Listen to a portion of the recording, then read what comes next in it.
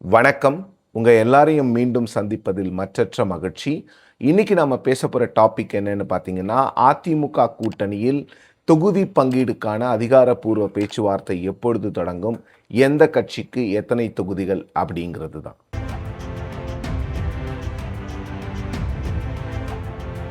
அதிமுக கூட்டணியை பொறுத்த வரைக்கும் பாமக, பாஜக, புதிய நீதி கட்சி, தமிழ் மாநில காங்கிரஸ், திரு ஜான் பாண்டியன் அவர்களுடைய தமிழக மக்கள் முன்னேற்ற கழகம் போன்ற பல கட்சிகள் அந்த கூட்டணியில் இருக்குது.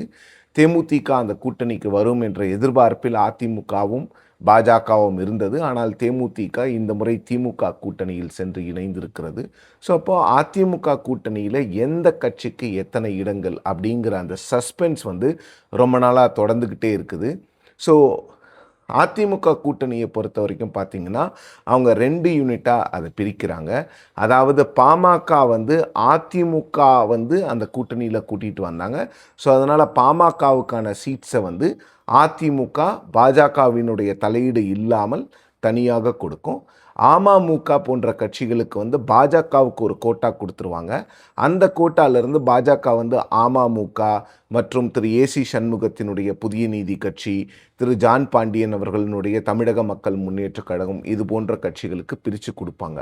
ஸோ இப்போது ஒவ்வொரு கட்சியாக நாம் பார்க்கலாம். அதிமுகவை பொறுத்தவரையில் கிட்டத்தட்ட 170 சீட்லையாவது அவங்க நிற்கணும் அப்படிங்கிற எண்ணத்தில் தான் அந்த கட்சியினுடைய பொதுச் செயலாளர் திரு எடப்பாடி பழனிசாமி அவர்கள் இருக்கிறார். ஆனால் பாஜக, பாமக போன்ற கட்சிகள் கேட்கின்ற எண்ணிக்கையை கொடுத்துவிட்டு அதன் பிறகு அதிமுக 170 சீட்டில் நிற்க முடியுமா அப்படிங்கிற கேள்வி எல்லோர் மனதிலும் எழுந்திருக்கிறது. ஸோ அதிமுக எத்தனை தொகுதியில் நிற்குது அப்படிங்கிற அந்த விஷயம் வெளியிலேயே தெரியாமல் இருக்கிறது. கிட்டத்தட்ட பாஜக அதிமுக கூட்டணிக்கான அந்த தொகுதி பங்கீடு பேச்சுவார்த்தை ஒரு மிகப்பெரிய சஸ்பென்ஸாக இருக்குது. என்னதான் அதிகாரப்பூர்வ பேச்சுவார்த்தை இன்னும் நடக்கலைனாலும் பேக் சேனல் மூலமாக நிறைய விஷயங்களை பேசியிருக்கிறாங்க. ஸோ அப்படி பார்த்திங்கன்னா அதிமுக இந்த முறை 170 தொகுதிகளுக்கு குறைவாக தான் நிற்பார்கள். திமுக எப்படி 160+ தான் நிற்க முடியுமோ அதே போன்ற சிச்சுவேஷன் தான் அதிமுகவுக்கும் இருக்கும். இந்த தேர்தலை பொறுத்த வரைக்கும் அதிமுக கிட்டத்தட்ட 160லேருந்து 165 தொகுதிகள் மட்டும்தான் நிற்க முடியும்.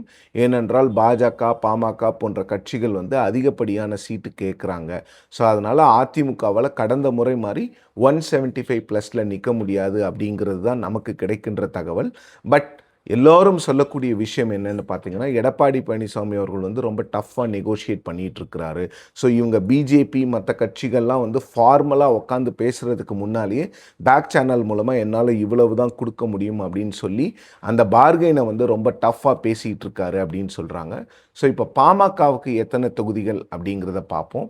பாமகவை பொறுத்தவரைகள் திரு அன்புமணி ராமதாஸ் அவர்கள் கடந்த ஜனவரி மாதமே திரு எடப்பாடி பழனிசாமி அவர்களை சந்தித்து அதிமுக தலைமையிலான கூட்டணியில் நாங்கள் இணையிறோம் அப்படிங்கிற அறிவிப்பை சொன்னார். அன்னைக்கே சீட்ஸ் உறுதி செய்யப்பட்டதாக அவரே வெளிப்படையாக கூறினார். அதன்படி அதிமுக கூட்டணியில் பாமகவுக்கு 17 அல்லது 18 அசெம்பிளி சீட்ஸும் ஒரு ராஜ்யசபாவும் கொடுக்கறதுக்கான வாய்ப்புகள் இருக்கிறதா சொல்லப்பட்டது.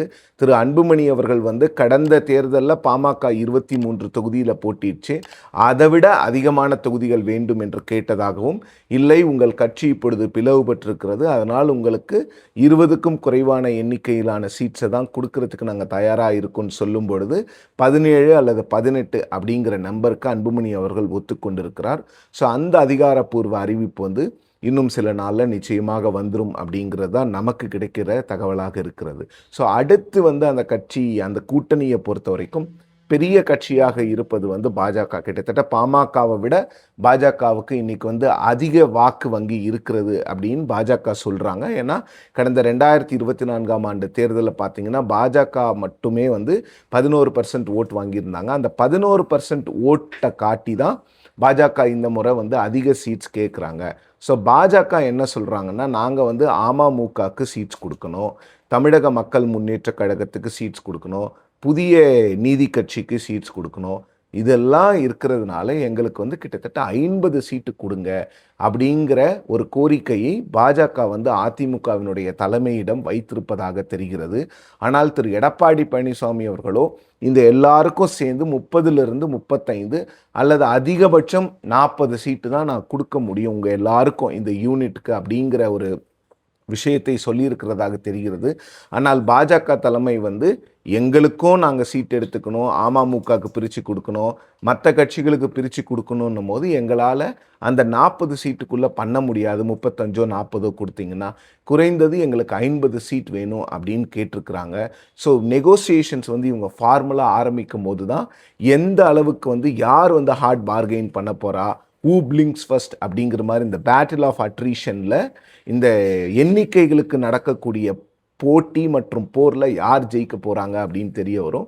பாஜகவை பொறுத்த வரைக்கும் அவங்க என்ன நினைக்கிறாங்கன்னா 50 சீட் அவங்களுக்கு கிடைச்சிதுன்னா கிட்டத்தட்ட 30 சீட்டில் பாஜக தன்னுடைய கட்சி வேட்பாளர்களை நிறுத்துவதற்கும் அமமுகவுக்கு 8லிருந்து 9 இடங்கள் கொடுப்பது, அதன் பிறகு வந்து ஏசி சண்முகம் போன்றவர்களுக்கு, திரு ஜான் பாண்டியன் போன்றவர்களுக்கு மற்றும் இன்னும் 2-3 சின்ன சின்ன கட்சிகளுக்கு பிரித்து கொடுக்கணும் அப்படின்னு பாஜக நினைக்கிறாங்க.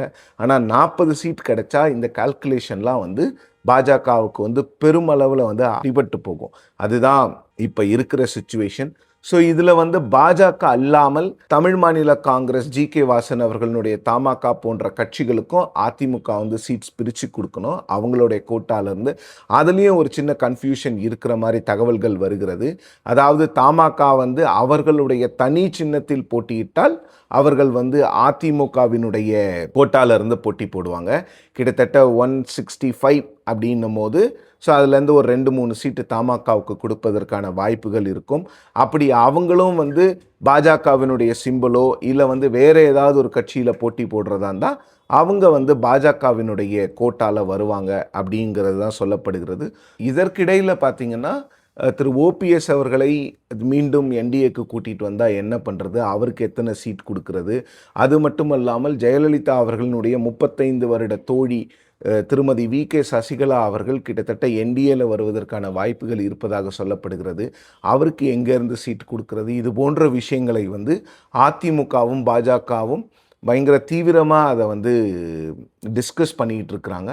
பட் இந்த சீட் ஷேரிங் டாக்ஸில் வந்து கிட்டத்தட்ட 2 கட்சிகளுக்குமே வந்து ஒரு கேப் இருக்கிறதா தான் சொல்லப்படுகிறது.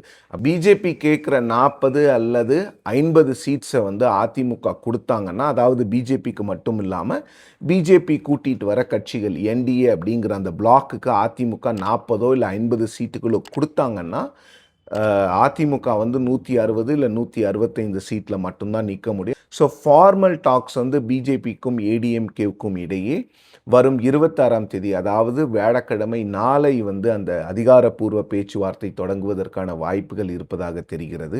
ஸோ அந்த அதிகாரப்பூர்வ பேச்சுவார்த்தைகள் 1 அல்லது 2 கட்டங்களாக நடைபெறும். அதன் பிறகு வந்து ஒரு ஃபார்மல் சீட் ஷேரிங் அரேஞ்ச்மெண்ட்டுக்கு அவங்க வருவாங்க, அப்புறம் அக்ரிமெண்ட் சைன் பண்ணுவாங்க. ஸோ இதெல்லாம் ரொம்ப நாளாக நான் ஏற்கனவே சொன்ன மாதிரி பேக் சேனல் மூலமாக நடந்துக்கிட்டு இருந்தாலும் கூட அதிமுக பாஜக வந்து ஃபார்மலாக உட்காந்து பேசும் பொழுது தான் என்ன மாதிரியான ஒரு அரேஞ்ச்மெண்ட்டுக்கு இவங்க வரப்போகிறாங்க அப்படிங்கிறது தெரியும். ஸோ அதிமுக பாஜகவை பொறுத்தவரையில் அவங்க என்ன பண்ண போகிறாங்கன்னா, பிரதமர் அவர்கள் வந்து மார்ச் 1ஆம் தேதி வரப்போகிறார் மதுரைக்கு. மதுரையில் வந்து ஒரு மாபெரும் என்டிஏவினுடைய 2வது பொதுக்கூட்டம், முதல் பொதுக்கூட்டம் மதுராந்தகத்தில் நடைபெற்றது, அதுபோன்று 2வது பொதுக்கூட்டம் மதுரையில் நடைபெறப் போகிறது. அந்த பொதுக்கூட்டத்தில் பிரதமர் அவர்கள் வந்து உரையாற்றப் போகிறார். ஸோ அந்த பிரதமருடைய விசிட்டுக்கு பிறகு இந்த சீட் ஷேரிங்கை வந்து ஃபார்மலாக அதிமுகவும் பாஜகவும் அனௌன்ஸ் பண்ணுவாங்க அப்படிங்கிறது தான் நமக்கு கிடைக்கக்கூடிய தகவல். ஸோ பாஜக வந்து கிட்டத்தட்ட அவங்க வந்து 50 சீட் கேட்குறதுல வந்து ரொம்ப தெளிவாக இருக்கிறாங்க. ஏற்கனவே பாஜக வந்து பவர் ஷேரிங்கும் கேட்டிருந்தாங்க அப்படிங்கிற ஒரு தகவல் நமக்கு கிடைச்சிது. ஆனால் அதிமுக மீண்டும் மீண்டும் இது வந்து அதிமுகவினுடைய தனிப்பெரும் ஆட்சியாக தான் இருக்கும் அப்படின்னு சொல்கிறாங்க.